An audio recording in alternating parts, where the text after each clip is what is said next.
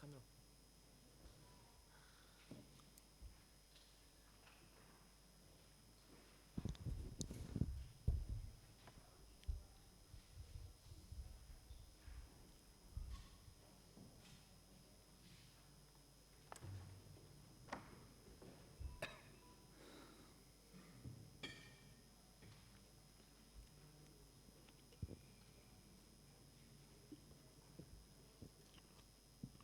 Buenas tardes.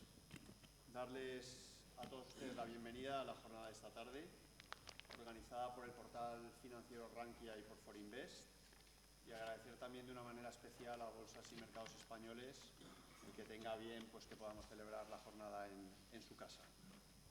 La jornada de hoy lleva por título Estrategias de inversión en 2014 y contamos moderando la mesa con Enrique Roca, viejo conocido de todos ustedes. Toda una vida dedicada a la gestión de activos, reconocida por medios como el Financial Times o Citywire, y actualmente colaborador habitual de medios especializados en mercados financieros, entre ellos el portal financiero Rankia, donde les animo también a que visiten por la cantidad y calidad de información que podrán ver en su página. Tenemos también con nosotros a Borja González, Business Development Manager en M&G Investments, gestora de origen británico con 289.000 millones de euros bajo gestión, 178.000 de ellos en renta fija y el resto repartidos entre renta variable, multiactivo, renta fija, inmobiliario, convertibles. Es la primera gestora que sacó un fondo retail en Reino Unido ya en 1931, o sea que ha corrido bastante tiempo desde entonces. Más de 80 años de experiencia en gestión activa de inversiones por parte de M&G para clientes privados e institucionales. Pertenece la gestora al grupo Prudential, principal asegurador británico. Gracias, Borja, por poder contar contigo. Contamos también con Leonardo López, Sales Director para España y Latinoamérica de Threadneedle, gestora de inversión de origen británico. Threadneedle es la división internacional de gestión de activos de Ameriprise Financial, una de las 40 mayores entidades de gestión de activos del mundo.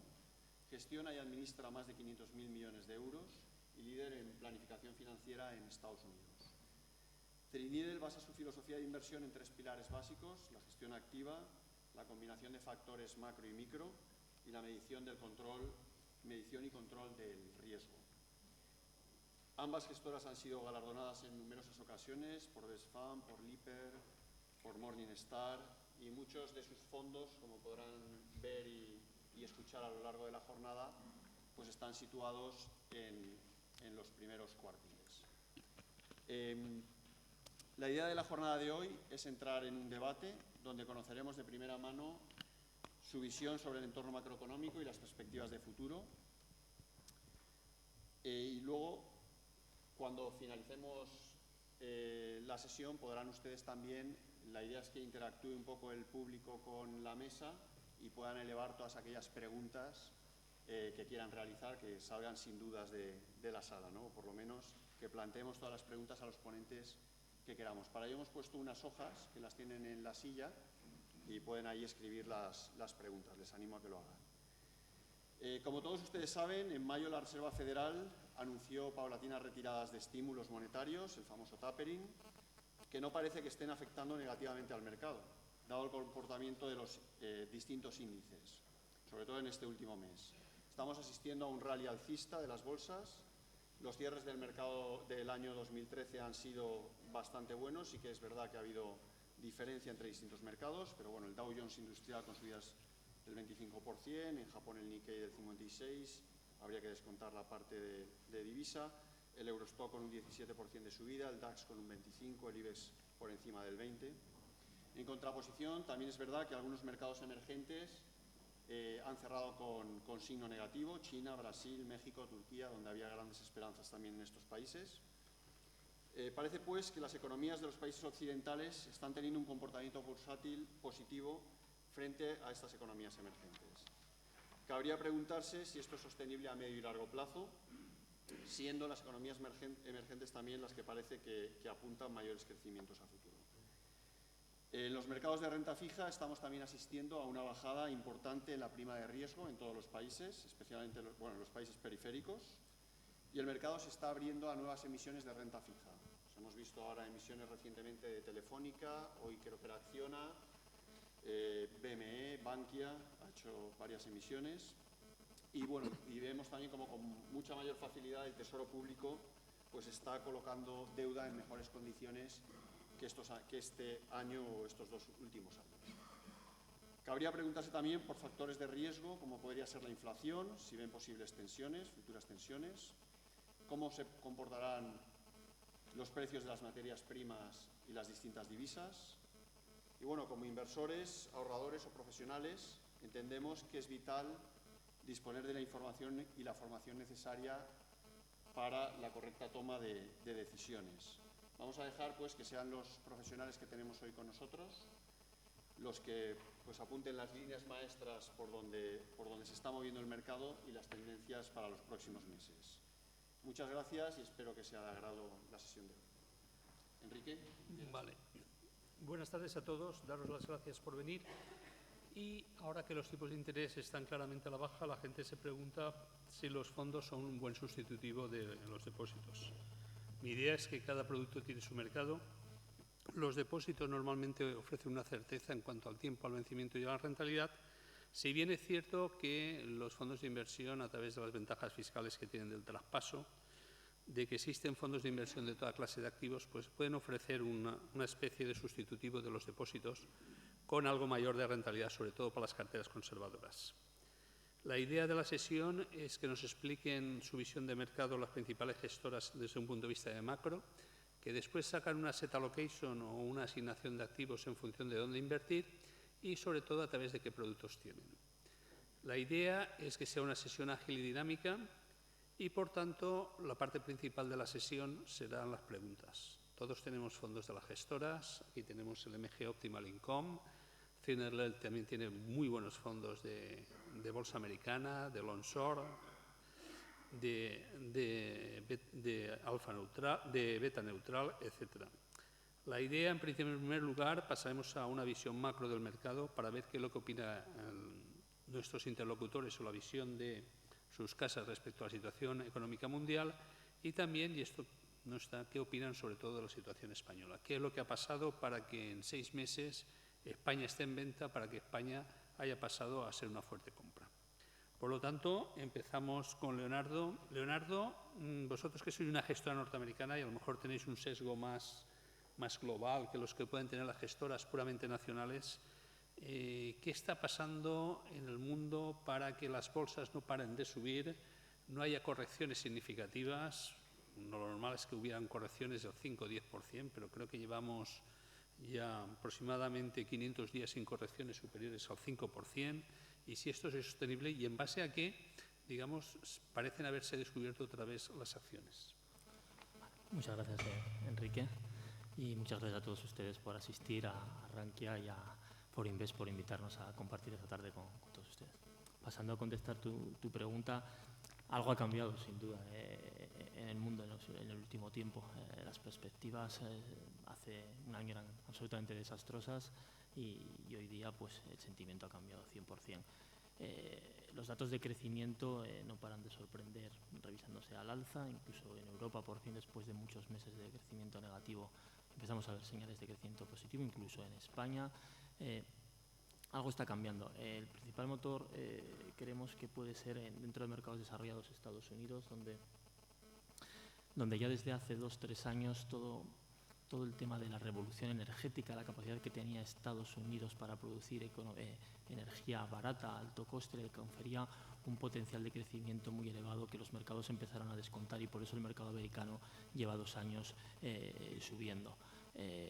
Europa estaba muy castigada por todas las tensiones sobre la deuda que había en Europa, pero una vez esas tensiones han ido disipando, una vez que Draghi el verano pasado mandó señales claras a los mercados de que iba a hacer lo que hiciese falta para sostener el euro, todo empezó a cambiar, simplemente con 3 palabras o 4 palabras, whatever it takes, lo que haga falta. A partir de ahí se ha restablecido la confianza, sigue habiendo sombras, dudas en el horizonte, pero hay síntomas para el optimismo. los índices de confianza, que son un leading indicator, índices de confianza empresarial, son positivos, llevan varios meses en terreno por encima del 50, un dato de 50 es que se estima por bueno, que va a liderar crecimiento, y llevan varios meses por encima de esa cifra de 50, estando actualmente en el 54. El crecimiento del PIB debería acompañar en Europa, y por eso ahora el foco de la inversión se ha trasladado a Europa y nos encontramos cada vez a más clientes invirtiendo en Europa. Lo que empezó siendo un ansia parece que se está consolidando, y nosotros estamos positivos para este año.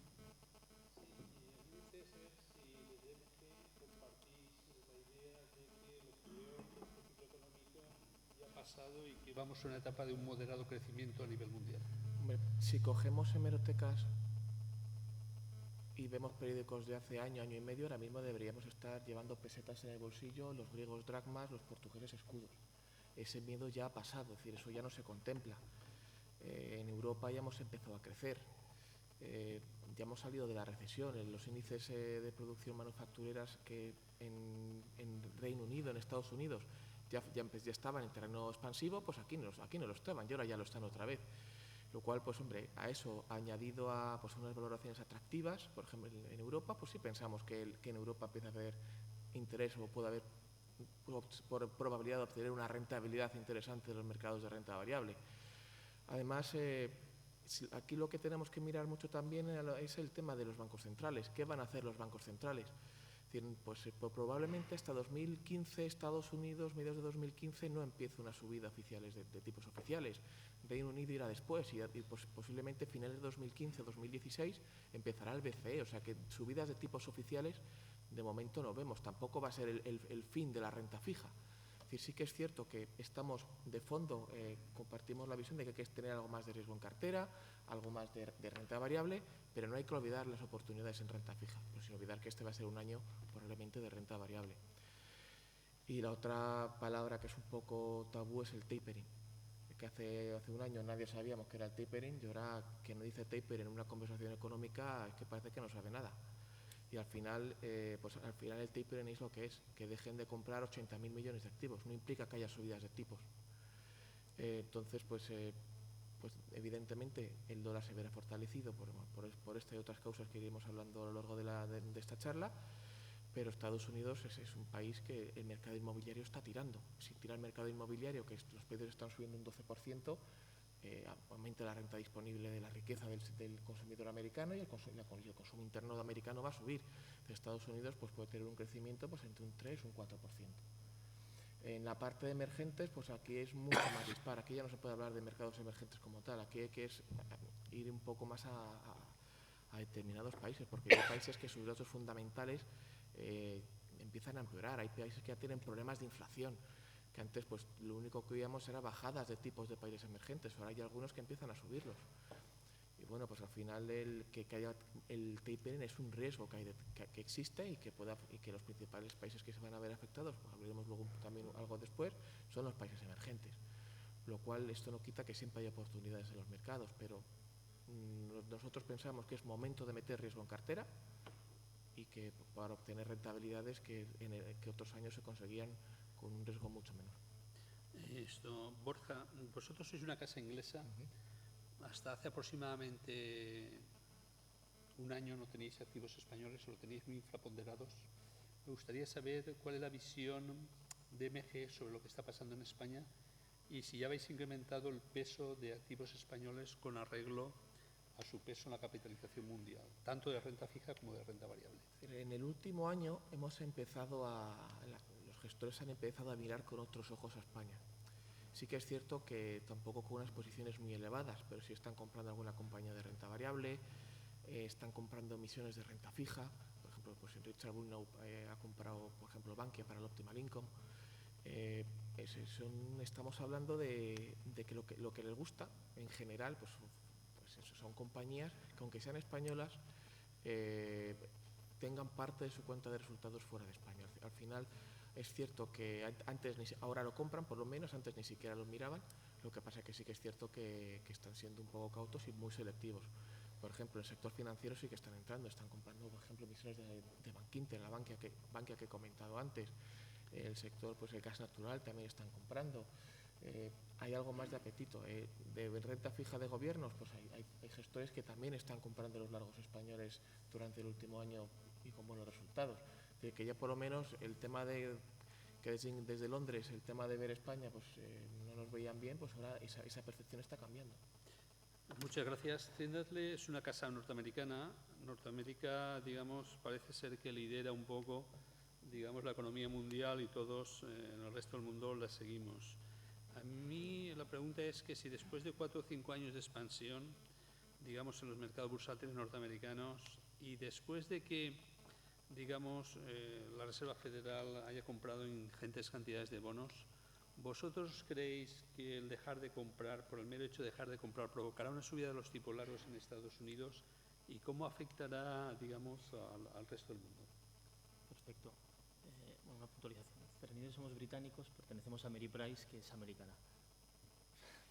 No cambia mucho la pregunta para nada, pero solo puntualización. Nuestros dueños son americanos, pero nosotros gestionamos desde Londres para hacer esa puntualización.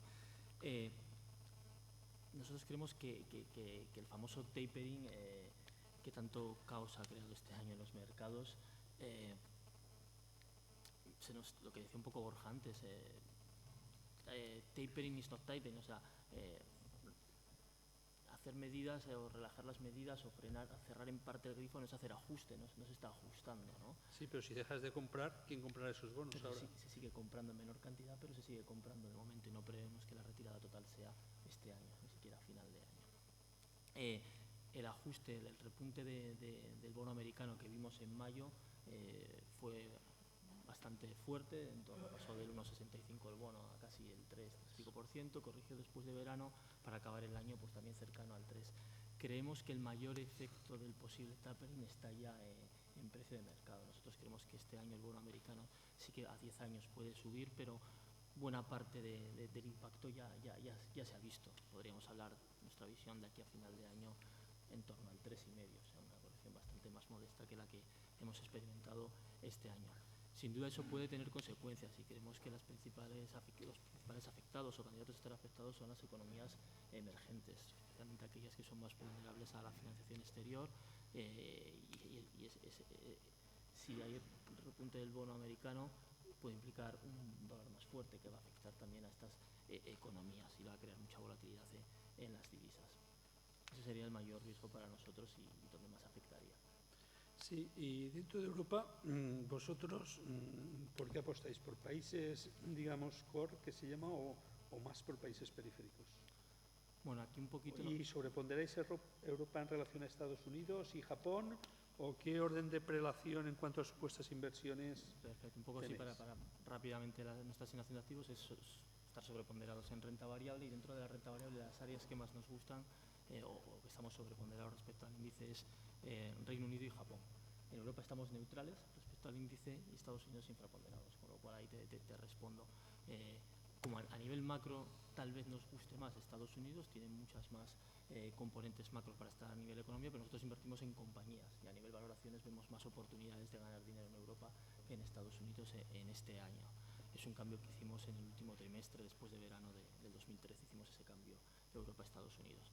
Y dentro de Europa, nosotros en Europa, bueno, nuestro estilo de gestión es ser bastante stock picker, selector de compañías, ¿vale? No tenemos tanta visión sobre un determinado país, sino sobre compañías que nos gustan. Analizamos, nuestros equipos de inversión tienen una media de reuniones de 2.000 visitas a compañías al año. Creemos que nos caracterizamos por identificar las buenas y discernirlas de las malas. Diferenciar las buenas de las malas. Tenemos un track record, un historial que lo demuestra y preferimos hacer ese tipo de gestión. No obstante, tenemos visión sobre las distintas economías. Un poco comparto lo que decía Borja respecto a cómo se ve España en el caso de los famosos PICs, ¿no? de la periferia europea. Yo anteriormente, a verano de 2012, cada vez que iba a Londres a ver a mis gestores, parecía el embajador del Reino de España teniendo que decir que no estaban tan mal las cosas como ellos veían, porque enseguida te sacaban la foto del Financial Times recogiendo comida de los contenedores, etcétera. Pues tenía que estar defendiendo constantemente, no es tan malo como lo veis. De repente algo cambió y el tono mejoró y empezaron a ver Europa de otra manera en Londres y este año por fin ha empezado a invertir. No están, como dice Borja, tomando unas grandes apuestas, sobreponderando, pero sí que se pueden hacer apuestas específicas en compañías que nos gustan dentro de España, muchas de ellas que son globales, muchas de ellas bancos que están muy castigados y que creemos que tienen potencial para hacerlo bien. Algún ejemplo puede ser BVA o Popular, son algunos de los bancos que han estado comprando en mi casa. Inditex suele estar en nuestras carteras, y luego alguna más en el segmento small caps como Grifols Amadeus es otra de las compañías que solemos tener en España, pero no hay una gran sobreponderación de renta variable española. Bien, Borja, un tema que puede lastrar el crecimiento es el tema de deuda y déficit público. Se han hecho algunos avances, sin embargo, la deuda, digamos, frena bastante el crecimiento.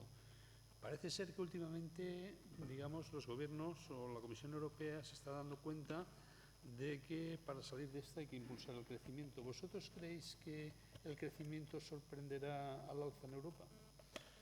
A ver, lo que comentas de la deuda sobre el PIB es uno de los principales factores de riesgo y que es uno de los principales datos que estamos monitorizando.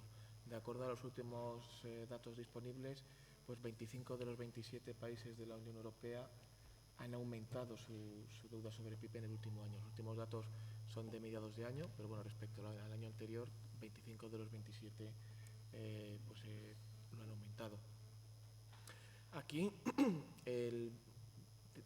tiene un papel importante el Banco Central Europeo. Es decir, desde que Draghi dijo que haría lo que fuera necesario para mantener el euro, realmente hasta hace un mes, cuando hizo la bajada de tipos de 0,25, no había hecho absolutamente nada.